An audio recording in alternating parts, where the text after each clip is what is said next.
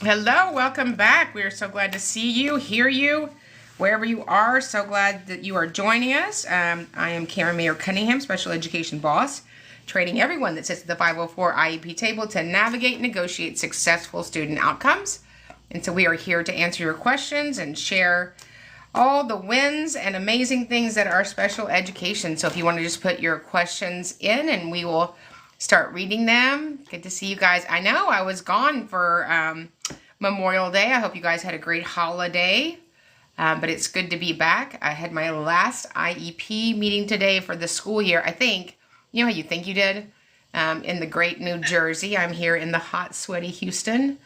And then, of course, we have mediations during the summer, dispute resolution sessions, press conferences, because some people were dropped on their head as children.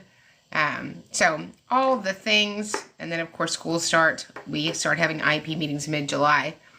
So a couple of things. We have a 2-day virtual coming up, June 21st and 22nd. So in 3 weeks, a 2-day virtual training. You definitely want to be a part of that. It's amazing if you're ready to take the next step in your skills as an amazing advocate, however you sit at the IEP table, but certainly for those of you that are considering changing vocations and helping kiddos from the outside in, or coming out of retirement, or you just want to be your own boss, those sorts of things.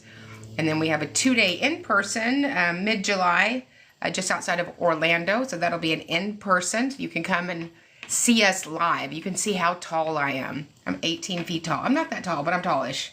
I'm tallish, yeah. And we love training in person. And then we have our mastermind starting July 22nd. So big things coming up in the summer of 2025. All right. In Connecticut, there are those bills that try to remove this service. What service in Connecticut are we trying to remove this service? I don't know what that means. I've been told that special ed licensed K through 12 general ed curriculum can teach adaptive curriculum. Yep, adaptive curriculum would be under a special education. So, sorry, I'm going to get in trouble by my moderators. So I will let the great ones. I know that we have many people that have sent in a question ahead of time. So I will try to follow along. Go ahead, the great Cindy. Absolutely. Good evening. So, Marco is a first-year teacher, and he is so scared for IEP meetings. What advice do you have for him? Well, there's nothing to be scared about. An IEP meeting is just where we write a plan for kids with exceptionalities to have successful student outcomes. So just make sure that whatever you are presenting for the committee is backed up by one 4-letter word, data. So if it's your recommendation to increase, your recommendation to continue, your recommendation to increase, decrease, anything that you have the data to support that recommendation, then you will be good to go. Absolutely. I am a high school special education teacher for a virtual charter school in Utah. Our head of school has been pushing for a more asynchronous. Asynchronous. Thank you. Yes, don't try that at home. Don't try that at home by yourself. I'm sorry, we messed up the whole question. Okay, go ahead. Let's try this again. Format for all classes, meaning little to no live classes. Is there a way to work with their wishes and stay compliant with the service minutes and SDI? Say it with me. No. Nope. No. I'm not a fan of asynchronous. I'm not a fan of hybrid. I'm not a fan of remote. I'm a fan of amazing teachers with amazing kiddos delivering specially designed instruction and then adjusting that instruction while the cherub is in my classroom for successful student outcomes. So I think people have good ideas. I don't think that's a good idea. Is it legal for schools to take away resource classes and amend the IEP to inclusion instead? Oh, you must be calling in from Central Texas. So listen to me, folks. Are you listening? Are y'all listening? You do like a good visual, don't you? I love a good visual. Ah, I almost dropped my book. So here's a visual that you might want to know about. Do you see this? Do you see this? This is the federal code. The Office of Federal Registry. This is a code of federal regulations. It's not a code of federal suggestions. It's the weirdest thing. Notice it doesn't say that. So this is volume 2 of 4. You can get it on our website, specialeducationacademy.com. You can get it in any of my links. It's in my Amazon. This is the law. This has been the law since the reenactment in 2004. And so it says under 300.115, supplementary aids and services include resource. So unless somebody drove to the federal office and got rid of the federal code, when somebody says they've deleted part of the federal code, then they should be denied access to federal funds. And that would be a state complaint that they're in violation of 300.115, and you should file on that immediately or immediately. Did I say immediately? I feel like immediately. A friend of mine has a 4-year-old son who received an IEP about 15 months ago. Very shortly after, he was diagnosed with leukemia, and due to circumstances surrounding that, the IEP lapsed. Is there some sort of clause that can keep the IEP active in this kind of situation, or would they have to go through the eligibility process again in order to qualify for their local special education preschool program? No, your individualized, full initial individualized evaluation is good for 3 years. So if he has a current evaluation, then we can just go back to the table with that team and write an IEP to meet his current needs. Oh, look, George. My friend George just joined. Hey, George. Hashtag pinwheels. And plenty of them. Is he? I think. Are we getting? Never mind. Are we getting? Yes, ma'am, we are. Okay, just, yeah. Squirrel, shiny penny. I've been told a special education license, K through 12, general curriculum, can teach adaptive curriculum. Is this true? Yep, adaptive curriculum is special education. So if you have a special education certificate, that would cover that. How do you get data? You collect it. So we're obligated under IDEA to progress measure and progress monitor the IEP, right? So we do that so that we know if it's effective. So we have to measure and monitor accommodations. Those are a civil right. We have to certainly log the schedule of service minutes, and then we have to progress measure and progress monitor IEP goals. And then the progress is delivered at the same time report cards are delivered. And so you would have an IEP goal, let's say in reading, and then once a week you would pull that student and work on that goal, work on delivering that skill, and then you will measure if that student made gains on that goal. Okay, so we have a 9th grader named Brian, and it says, so I have a question, and then he asks, so I have an IEP, and I'm a 9th grader. Now, is there a way that I can graduate early if I got held back? So, this is not in my wheelhouse, but it happened in my house. So my daughter graduated a year early. She went to school for 11th grade, and then at night and on the weekends, she did her 12th grade state standards. So in any state, you could take the state standards online. Guess what? They don't take very long. But yeah, you can take those over your breaks, over the summer. As long as you have the number of credits to graduate in your state, you could be 10 or you could be 18. You can graduate and say, peace out, comb fry. That's what I would say when I left. Peace out, comb fry. And then somebody just said from our friends in Washington, North Carolina, that they might need another press conference to include probably the Department of Education, and we are ready to go there. What happened is unacceptable. And we'll talk about that more in the academy. Yeah, we're headed there. And I feel like that we'll just have our little yacht outfit, and I'll be ready to stand in the easement again. I do look good in the easement. You look good anywhere, ma'am. And it's going to be a long hour and 52 minutes to get to the academy to hear about that. I know. Okay. What are your thoughts on a resource room versus inclusion? I think they're both amazing options, and then we determine based on the student's needs what's more appropriate. So resource is for students that have academic needs, They need to be in a smaller setting. They're a few years behind academically, and they need a slower rate, a slower prosody, and to work on certain points of the state standards without being tied to meeting the obligations of all of the state standards. Inclusion means that a student can be successful in a general ed class with some support. That support could be accommodations. That support could be a special educator helping them. And that support could rise to the level of a co-taught class. And so we just had to figure out what is the most appropriate place to implement his IEP goals for him to make expected progress. How long should kids be tested for IEP by a school district? The whole time. They should be tested the whole time. It depends. I mean, a good evaluation is somewhere between 30 and 60 pages long. A poor evaluation isn't. And so school districts, depending on where you are in these great United States, have 30, 45, or 60 school days to complete an evaluation. And I want them to do that. I want them to do it with fidelity because we're talking about a child's future. This is New York City.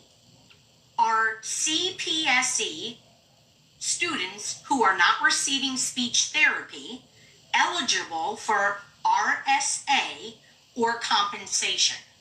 So everybody's acronyms mean something different. I could bust out into an Aretha Franklin song right now, but I won't do that. So I'm not really sure exactly what your acronyms mean. And that was from Trukowska, just in case we see it coming on the bottom. Okay. Okay. A child is to receive full resource in form of pullout, but due to ARDS, he is missing 90 minutes plus a week of instruction. Is this okay? Say it with me. It's either legal or it's illegal. It's either delivering FAPE or it's denying FAPE. So we'll go with illegal, and you're denying the student FAPE. So those 90 minutes that he's missed for 36 instructional weeks, whatever 36 times 90 is, Rachel will add it up. He is due that in compensatory time minimum. Ooh, somebody's TikTok is called Dysfunction Junk. I like it. Dysfunction Junction. What's your function? What can a parent do if their child was put into a life skills placement that she didn't agree to? She should get representation. There are some things that you're going to need to invest in an advocate. And I know that an advocate can be an investment in time, emotion, and other resources. I don't know of a better investment than your child and your child's future. 3,240 minutes. The student is due 3,240 minutes for the denial of FAPE. And those are just the minutes. We don't know the actual outcome of penalizing that student. Okay, let's see. Is it legal to send a sub-para when a one-to-one para is absent? You can send in a sub, you can send in a hoagie, you can send in a biscuit, but obviously you can send a substitute. A para is if they're not delivering and replicating specially designed instruction, that can be any staff member from the district, city, or county. What are your thoughts on a principal pulling students assigned a one-on-one for a different student who has severe ASD? We don't remove one student's FAPE to deliver another student's FAPE. FAPE, we should have shirts that say FAPE for all. Ooh, that's good. Or may the FAPE be with you. Or FAPE on with your bad self. There's no end to it. Sorry. Let's see. Can compensatory time be reduced? No. Why would you reduce it? You've already denied him something, which is why you're having to deliver compensatory time. I guess if the parent agrees to that, I wouldn't agree to, you've denied my student FAPE, we've agreed on something to compensate for the denial of FAPE, and now we're going to reduce it some more. That would be a hard no for me.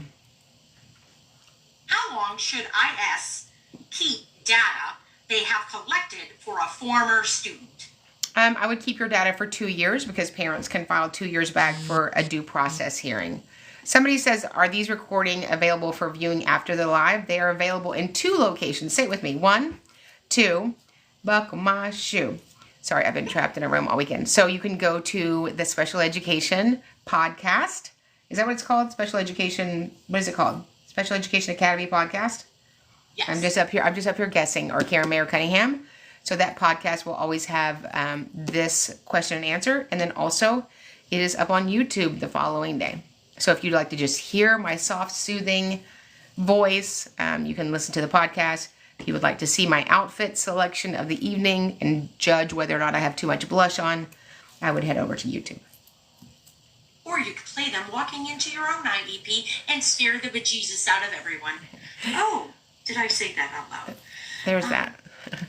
If a student isn't eligible for an IEP, should they be offered a 504? Not if they don't need one. They should be offered the support that they need. Did Rachel get a haircut recently? It looks very voluminous. It looks very Miss Texas.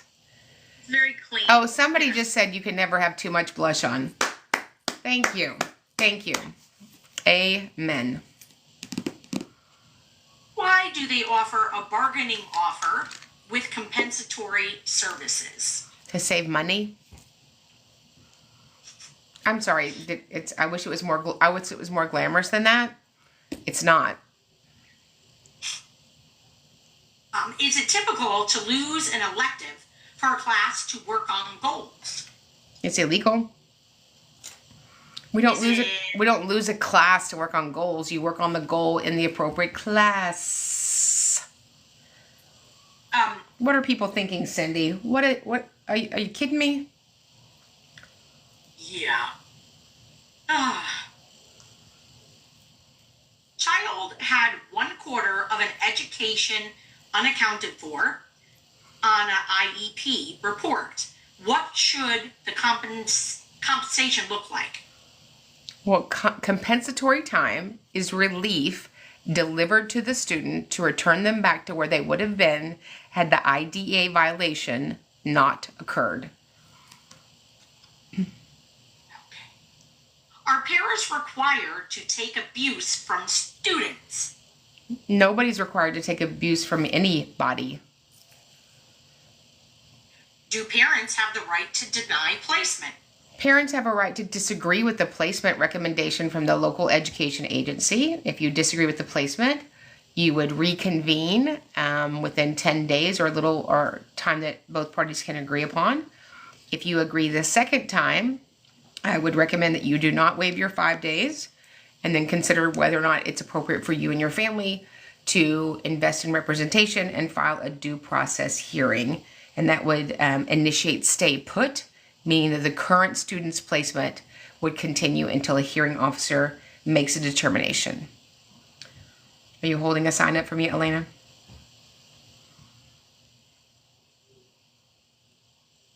When is the next 2-day virtual? The next 2-day virtual is going to be Saturday, June 21st, and Sunday, June 21st, at your local beach, bedroom, balcony, bathtub, wherever you are. Join us. If you're in the bathtub, please keep your camera off. But we had the best training this last weekend. We had people from all over the place.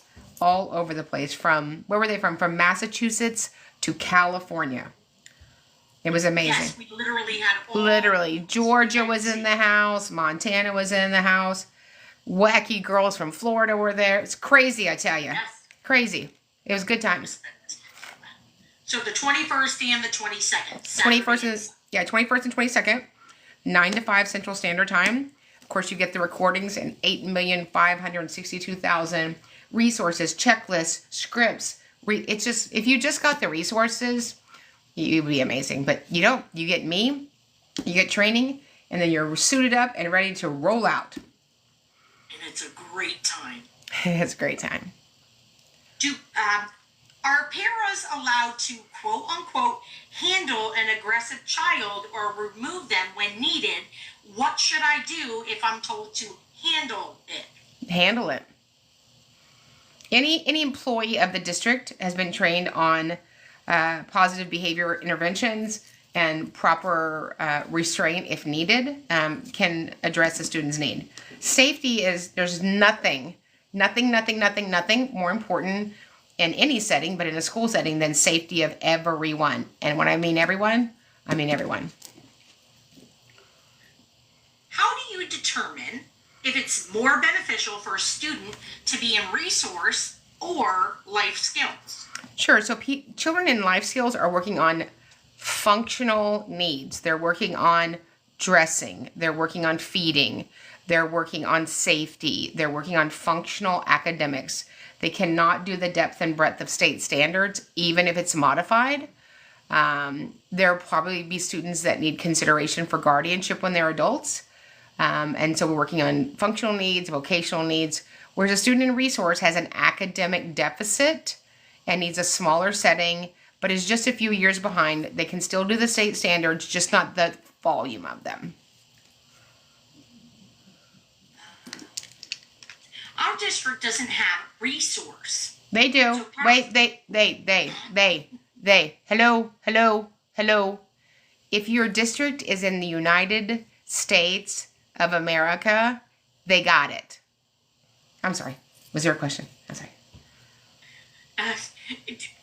It was exactly that. You got it. Yeah. Hang on. Our district does not have resources, so we are limited in ideas. What do we do? Somebody with a big mouth, and I know a couple people, need to find one family to represent and file a systemic complaint with the state. That is unbelievably illegal. It's been illegal since December 2nd, 1975. If you need somebody to come to your district and stand in front of your district and do a press conference, I know somebody. But if nobody says something, all of that will continue, and these students will not be able to be successful adults, and many of them will be participating in the criminal justice system. So it is past unacceptable. Should my third grader be missing science for her 30 minutes of service for her math IEP, which just started today? She should be working on her math IEP during, wait for it, math. I know, and that's silly. That's crazy. That's what you learn when you're not a college graduate. Math is math is not mathing, but bomb. Just to clarify, is it correct if a student that has an IEP is placed in AE, does his or her LRE does not change?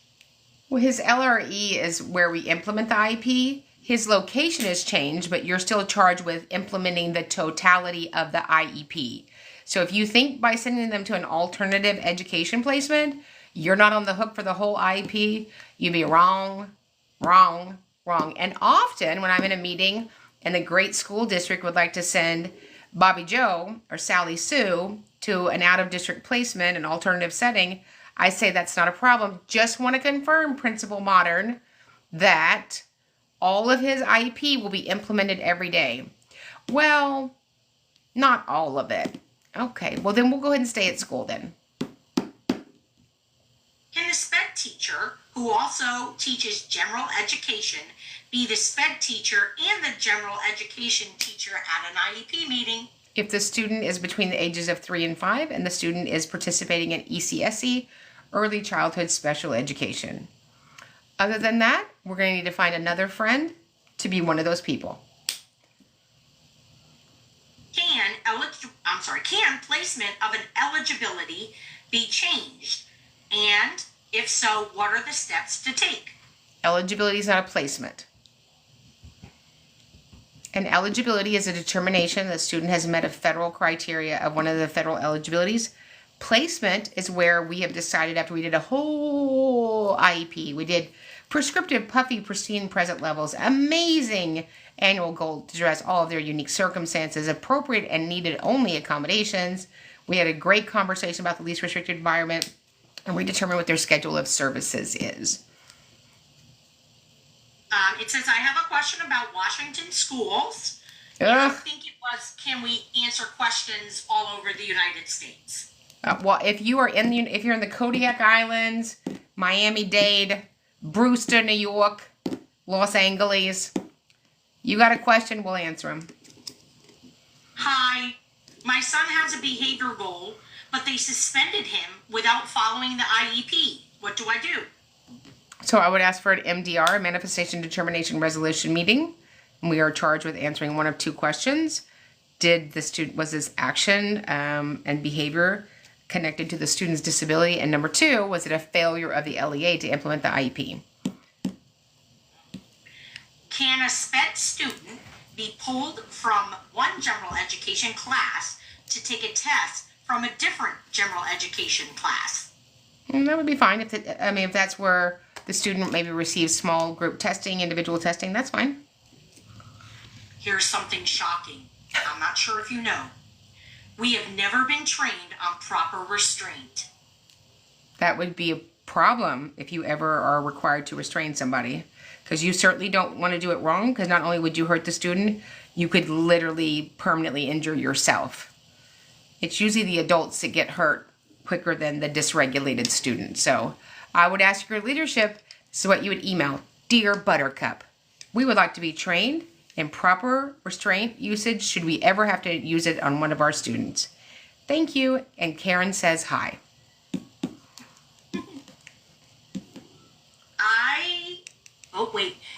I need help.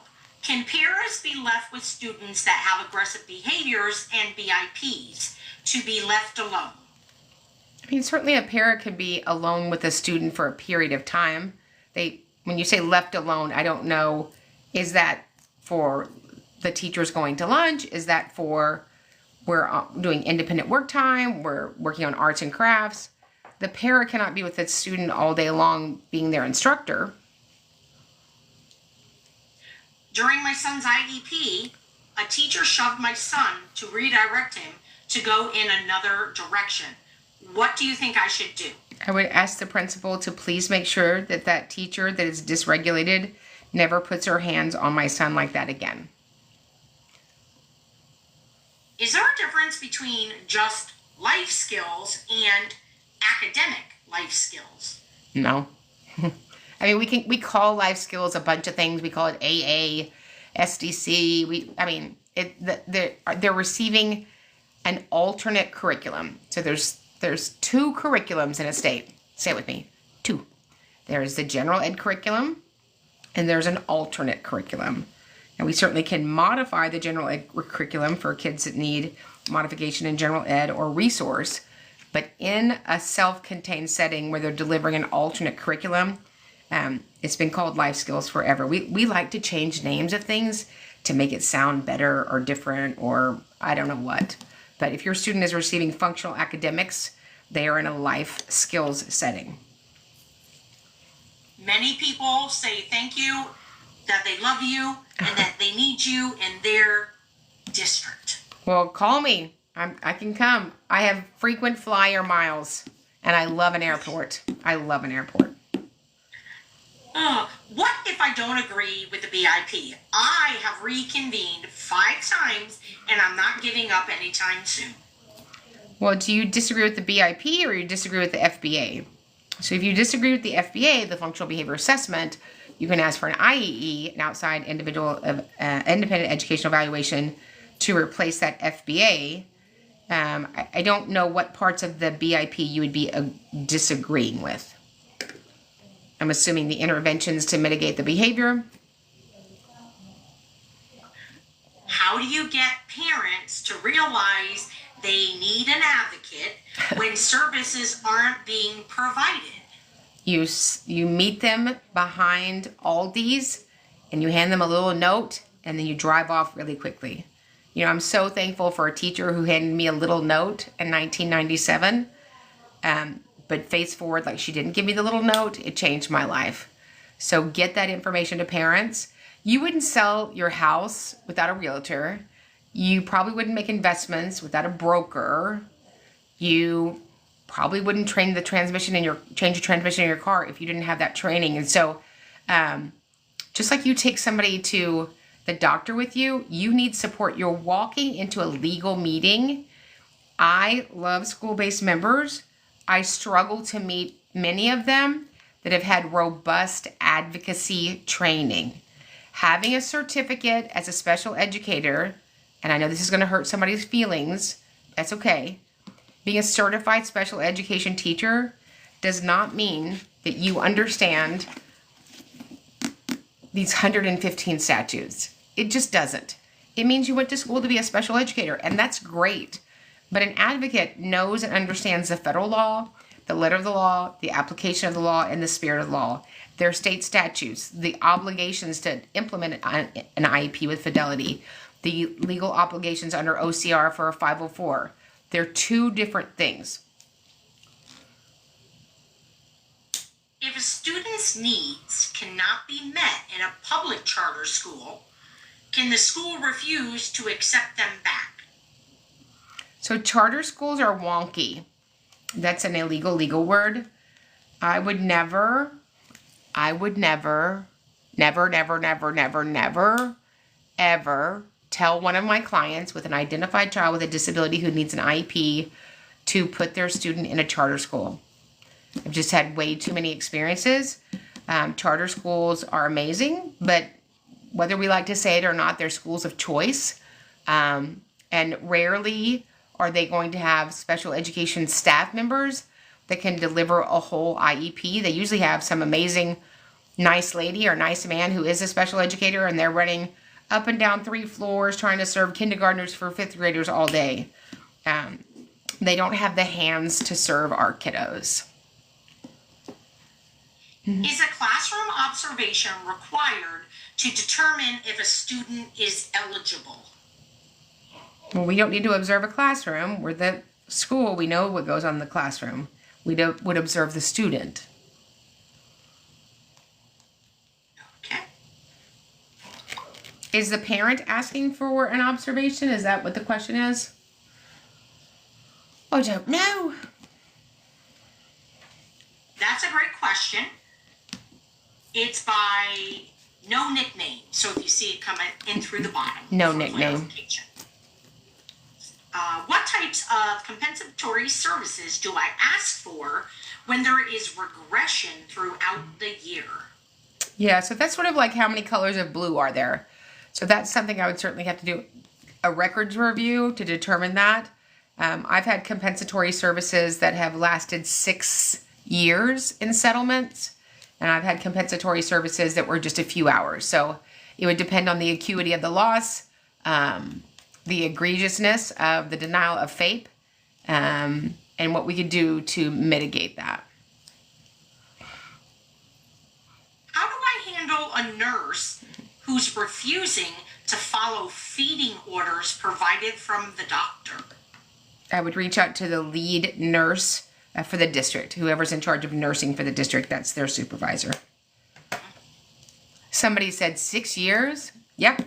It was a settlement that we did through the U.S. Department of Education, Office of Civil Rights. Love the Office of Civil Rights. What would be the first steps requesting an OOD? I don't know what an OOD is. Me neither. It's from Mishy Mish, just in case. Somebody said, how do we get a legal advocate with a restricted income? So there's no such thing as legal advocates, but you could reach out to Disability Rights. Disability Rights is a national entity that's federally funded. They're an agency that exists in states. They have limitations on the types of class that they take, types of cases that they take, but that might be something that's helpful. Out of district. Okay, OOD. OOD is out of district. So what was the question again with OOD?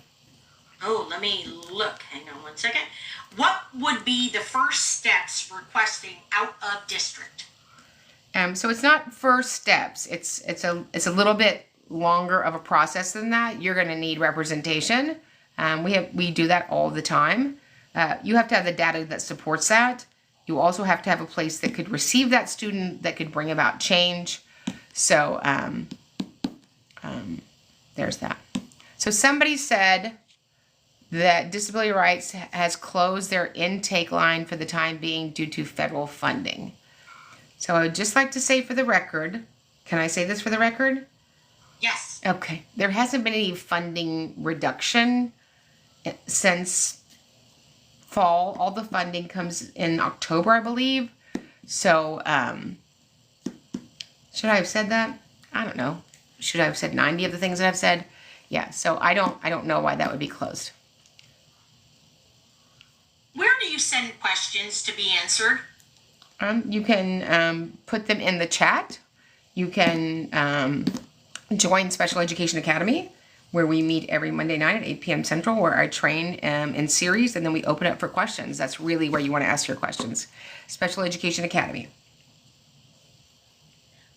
What do you do when you know your case manager is not fulfilling your child's minutes?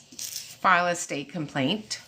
So we have a training on our website, Special Education Academy, with a recorded state complaint training that you could invest in.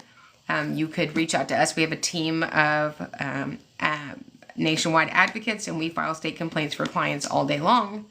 But if you're going to file a state complaint, you need to make sure that you do it right, because it's either going to be great or it's not going to be opened. Here's one of my favorite questions, and I'd love for you to answer it. Yeah. How long does a child need to be in MTSS RTI before a referral can be made for special education psychoeducational evaluation? He needs to be in those settings for 0 minutes. 0. MTSS, RTI, SST is blustering by the school district to not meet their obligations under IDEA. Under IDEA in 300.111, it says that the LEA is charged with doing a number of things that they never do. Identifying, locating, and evaluating. You ever see anybody in your neighborhood on the weekend knocking on doors going, hey, trouble reading in there? Hey, anybody have behavior needs? You ever see anybody at your church? You ever see anybody at the city council office? You ever see anybody at the pediatrician putting on presentations for child find? Nope. And that's part of their federal obligation.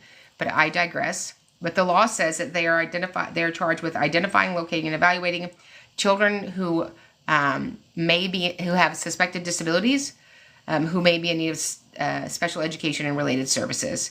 So this telling staff members that you have to do something else is a lie, and you're harming children. You are hurting children on purpose. Sorry, I don't like when schools do that. I don't know if you noticed that. I don't like lying. I don't like lying. I don't mind lying about my hair color or how much I weigh. But when we talk about children with disabilities that have received federal funding, it's disgusting that we just look at our staff members and we lie to our staff members and train them to do something illegal. The staff suspects our daughter is dyslexic, but no evaluations are being completed. Now they want to retain her. What do you think is best for me to do? So I wouldn't tell you what is best. Depending on a number of issues, I don't know how old she is. But if she rises to the level of being detained, then we absolutely have triggered child find. We've absolutely triggered child find. And so I would send an email based upon the school's recommendation for my daughter's retention. We have triggered child find. Please provide me a date when I can come in and sign notice and consent for my child to have a full assessment for special education and related services. I'm not sure if this is an add-on and if we already addressed it. What qualifies a student not to be eligible for OOD, out of district? That the student's needs can be addressed somewhere inside of the entire district. So I live in a district where there are 6 high schools, I don't know how many junior highs and how many elementary schools. So for me to meet my burden legally that this student requires out of district placement, then I would have to prove that the acuity of his needs could not be handled actually in a public school, right? And that he has a higher level of needs that occurs in the program settings and options in this district. My son didn't qualify for an IEP, and he has high behavioral needs, causing him to miss class and falling behind. What would you do? If he has behavioral needs, I would be surprised that he didn't qualify for an IEP. I'm going to assume, based upon your question, you had an evaluation. I request an IEE, an independent educational evaluation, at the expense of the district. about how some students are listed as having indirect services, and what does that mean? That means adults are working with each other. So there's two kinds of services, direct and indirect. So direct means that service provider is providing a service to the disabled student. Indirect means that special educator or related or instructional service provider needs to provide additional time to the staff members. My son has no intellectual diagnosis. He has been in an SDC, and I don't agree it is his LRE. What to do? So SDC, social development class, doesn't necessarily mean that you have to have an intellectual disability. There are often individuals in there with severe emotional disabilities, neurological differences, autism. So not every student in an SDC class is going to have an intellectual disability. Can a student have only a para during summer school, or should there be a special education teacher as well? So summer school, I think what you mean is ESY, Extended School Year Services. So summer school is summer school. That doesn't necessarily apply to students with disabilities, but for students with disabilities, they go to ESY, Extended School Year Services, and of course there's special educators there. So they want to move my son's school because of overcapacity. Can I do anything? They said no. So I'm asking you. I guess you could build another school. I don't know. I mean, if you're overcrowded, you're overcrowded. Let's see. What's your number? How do we get a hold of you? It's 1-800-SIZZLE. So my number is advocate@specialeducationacademy.com. Advocate@specialeducationacademy.com. Excellent. EAs are being used as the teacher and left alone with aggressive students. Is this okay? It's say it with me. Here's the real question. Let's not ask if things are okay anymore. Let's ask if they're legal. That is not. Let's see. Oh, there we go. Hang on. Child's behavior therapist did an FBA using another child's behavior on my child's assessment. What do I do? Ask for a new assessment? Wow. How can I ask a question? It's a big question regarding a job. You would email us at advocate@specialeducationacademy.com. And that's the same answer for how do we schedule a consultation. Yep. Okay. Oh, look, it's little Shannon. Y'all wave at Shannon. Hi, we're all waving Shannon. You can't see them, but we are. My kid's principal implied on record that if I'm not happy with a shortened day, that he'll expel my child. Is this legal? Threatening parents is not legal. They're obligated to deliver a full instructional day, Buttercup. So I would reach out to the state education agency and ask for a facilitator at your IEP meeting. Oh, everybody's waving to Shannon. It's so fantastic. Yay! Are paid advocates required to have a certification? The school is saying my advocate must be certified. Wow, that is comical. Parents are allowed to bring somebody to support them. So advocates do not have any required certification. I wonder what state are you in? I definitely want to know what state you're in. State of confusion. I was in a meeting this spring. One of my clients called me, and she was supporting her sister-in-law, and the principal said she asked something for her sister-in-law. It was her first time to have an IEP meeting for a little boy, and the principal said, "Are you an advocate?" And my client, she said, "No, I'm just here for my sister-in-law." She goes, "Only advocates are allowed to talk at the meeting." Oh, Lord. It's going to be a no for me. It's gonna. It's gonna be me. What is wrong with people? Do you think that their principal lanyard got too tight or something? Is that what happened? He had very big arms. He had spent a lot of time in the gym. And then when I got to the meeting, y'all want to know what he said to me at the meeting? He said, I said, well, you know, the student needs a reading fluency goal. He's, at the end of first grade, he reads 16 words correct per minute. And he said, he cannot have a reading goal if he doesn't have a reading fluency eligibility. And I indicated that he was mistaken on his information. He goes, well, how would you know? You're not even a teacher. Oh. You know what we need to produce? We need to produce an advocate bag. Like a bag that we can just breathe in into the meeting so we don't say something that we're thinking. Okay, this isn't a question, but I have to read it for you. Okay. Our special education director fell asleep in our IEP meeting, then woke up to tell me that he'd like chips and salsa. Oh, well, I hope he's from Texas. I would always like chips and salsa.